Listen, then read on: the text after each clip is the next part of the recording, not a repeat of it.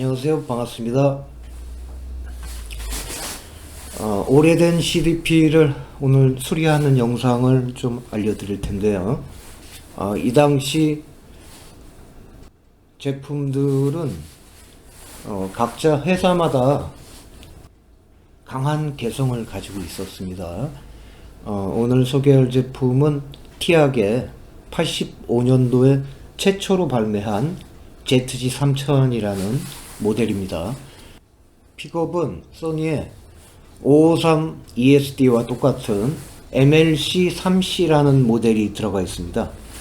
이게 리니어 스케이팅이라고 자석 레일 안에 이 기어 없이 스케이팅 되는 모델이라 억셉스하는 속도가 굉장히 빠르죠. 이 모델은 티악이 최초로 CD를 발매한 시절인데 이 당시 발매가가 대략 16만엔 정도 하니까 그 당시 환율로 생각하면은 한 3배, 한 50만원 정도 되겠죠. 제가 기억으로는 저는 이제 85년도에 대학을 가지는 않았지만 대략 제 생각으로는 그 당시 대학교 등록금, 지금으로 얘기하면 대중메이커에서 만든 제품이 1000만원 정도 하던 시절이다 라고 지금 금액으로 생각하면 상당히 그 당시에는 오디오 엔지니어가 대접을 받던 시절이 아니었을까 라는 생각을 가져봅니다. ZG3000은 버브라운사의 모노 칩셋인 이 53 PCM 53 PJ -V라는 아주 구형 모델이 들어가 있고 ZG 서킷이라고 포노로 얘기하면 LCR 포노죠. 코일과 콘덴서와 저항의 결합으로 IV 스테이지 잔을 꾸린 그런 제품입니다. 이 당시까지만 해도 CD 플레이어가 소니를 필두로 해서 14개 일본의 그 외 가전사 파나소닉, 사뇨, 도시바, 히타치, NEC 같은 회사들이 뭉쳐서 소니 필립스에 대항하는 그런 CD 플레이어를 급조해서 만들었던 기억이 생생하게 납니다. 이 제품은 티악이 한 2, 3년 뒤에 후발주자로 개발을 한 거죠. 원래 테이프 레코더를 중심으로 항상 오디오 업계에서는 2, 3등을 하던 1등 먹지 못한 회사죠. 티악은. 최근에 이제 에소테릭이나 해서 강한 생명력으로 아직도 살아남아있는 일본에 매단되는 오디오 회사입니다. 이 제품을 수리했는데 이 원본에서 이 부품을 교체하지 않고 수리를 했어요. 그러면 이제 뭔가를 조정을 했겠죠. 워낙 오래된 제품이라 벨트 같은 거는 당연히 갈아야 되고, 이 픽업이 살아있다면 가급적이면 부품 손대지 않고 원본을 살리는 상태에서 수리하는 것이 좋습니다. 이런 옛날 제품을 원본을 해치고 부품을 막 교체해서 업그레이드 하면 사실 껍데기 말고는 옛날 제품을 사용하는 의미가 없잖아요. 이런 제품의 사운드는 최근처럼 해상도가 넘치고 내역이 강대역이 이렇게 나오지는 않지만 그 당시에 주류를 이루었던 7, 80년대 락이나 재즈, 이 두툼한 이 무게중심이 상당히 두꺼운 그런 음악에 상당히 잘 어울린다 라는 생각을 가져옵니다. 이따 조종하는 거랑 어떻게 했는지 내부 구성 같은 걸 자세하게 알려드리겠습니다. ZG3000의 내부 구성, 이쪽은 2배, 5배 샘플링하는 소니의 CX23034라는 모델이 들어가 있고, 이쪽에 DA 컨버터죠. 모노 버전. 53JPV PCM 버브라운사에서 나온 거죠. 여기 IV 스테이지, ZG 서킷, 여기 정전업단, 이쪽에 이제 로직이죠. 이렇게 되어 있는데, 옛날 제품은 정말 아직 기술이 표준화가 안 된 시절이라 그런지 회사마다 투닝하려는 노력이 굉장히 많습니다. 안에 보시면 요즘에는 오디오 쪽에선 찾아볼 수도 없는 이런 스치롤 콘덴서 같은 것도 사용하고, 이쪽에 들어가 있는 게 이게 오디오용 니본 케미칼에서 나온 AWD 이 콘덴서예요. 그 당시에 오디오 전용을 개발해서 만들려는 의지가 있었다는 것이 상당히 놀랍습니다. 이런 제품을 다 좋은데 그때는 이 PCB가 비쌌던 모양이에요. 옛날에는. 그래서 군용으로 사용하는 그 에폭시 버전으로 만들었으면 생명력이 지금까지도 상당히 높았을 텐데, 어떤 회사를 막론하고 전부 다 이런 이 베이클라이트판 PCB로 돼 있어서 그게 좀 문제입니다. 옛날 거는. 그거를 제외하고는 뭐 부품이나 이런 면에서 설계한 거, 이거 뭐 나무랄 데가 없을 정도로 상당히 옛날에 노력해서 개성 있는 제품이었다 라고 생각이 듭니다. 네. 이렇게 보시면 이게 지금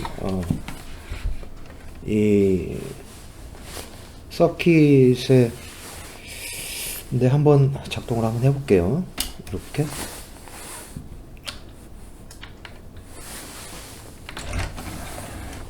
네, 이렇게 해서 빼고 나면 이게 사진에서 이 전기가 들어가 있으면 락이 걸리기 때문에 전기를 끄고, 이렇게 보시면 이 밑에 이게 이렇게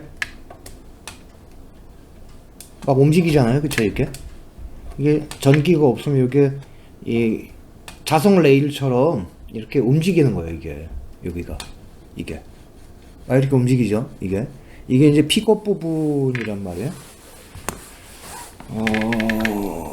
어디 이렇게 혼자 내려가죠. 이렇게. 네.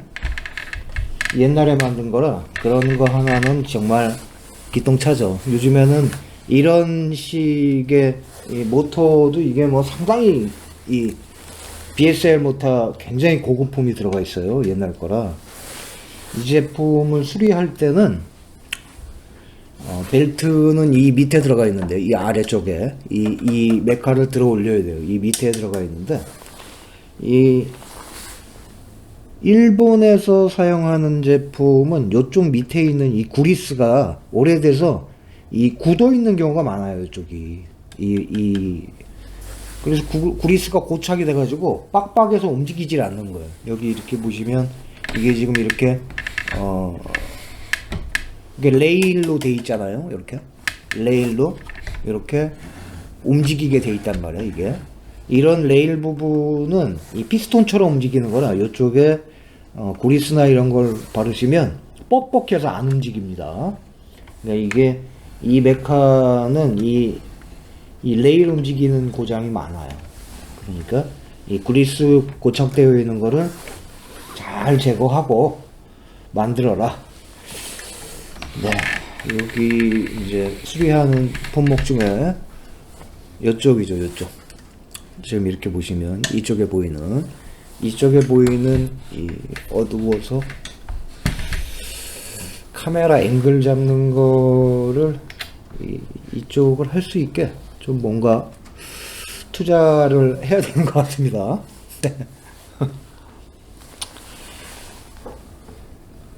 이쪽에 보면 트래킹 서버랑 포커싱 그런 거 조종하는 게 이렇게 있어요. 남바링이 돼 있고. 근데 옛날 제품이라서 이런 콘덴서 요 안에 들어가 있는 이런 콘덴서가 용량이 원래 처음에 나왔을 때보다 많이 달라졌을 거거든요. 이게 특히 이런 그 전해 콘덴서가 콘덴서 종류가 이게 이제 오래된 거니까 계속 사용했던 사람도 있을 수도 있지만 대부분 일본에서 전코폼이나 그런 거를 싸게 경매에서 낙찰받아서 가지고 온 거잖아요. 그래서 10년, 20년 그냥 방치된 게 많아. 그러니까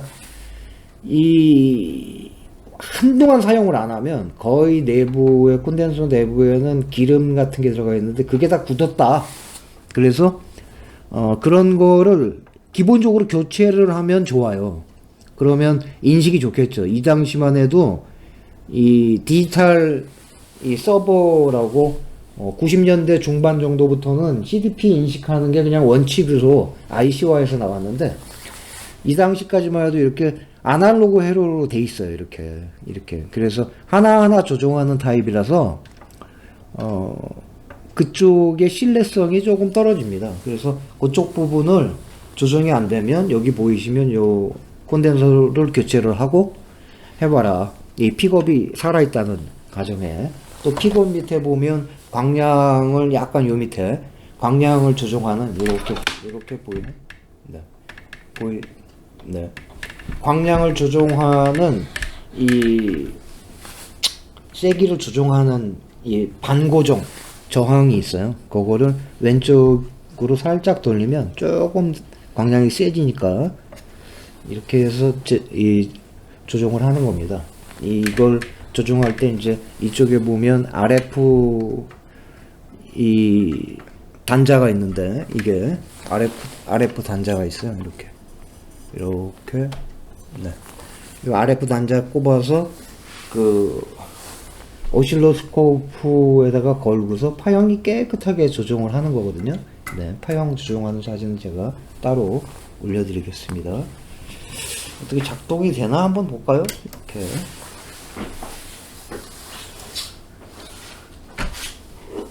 소리가 생각보다 좋아요. 소리가 생각보다 좋습니다. 네. 이 메탈릭하네요. 네. 곧바로 인식을 딱 하고 소리가 나오면 또 이게 저작권 걸릴 수도 있으니까 헤드폰에서 걸리나만 다시 한번 로딩을 해보겠습니다. 자, 네. 16트랙 70분 52초짜리네요. 네.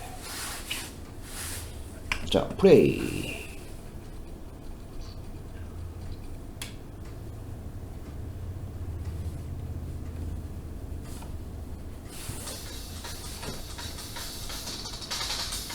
뭐가 나오죠? 네. 소리가 들리죠? 소리가 계속 나오면 잘립니다. 네. 그래서 옛날 CDP 하나쯤 잘 되는 거를 가지고 있으면 그냥 옛날 향수에 젖어서 요즘에서 이런 소리가 없거든요, 물건이. 그래서 하나쯤 가지고 있으면 아껴가면서 잘 쓰면 괜찮지 않을까 싶은 생각이 들어서 오늘 제가 갖고 있었던 CDP 중에 수리하는 영상을 한번 올려봤습니다. 또 뵙겠습니다. 고맙습니다.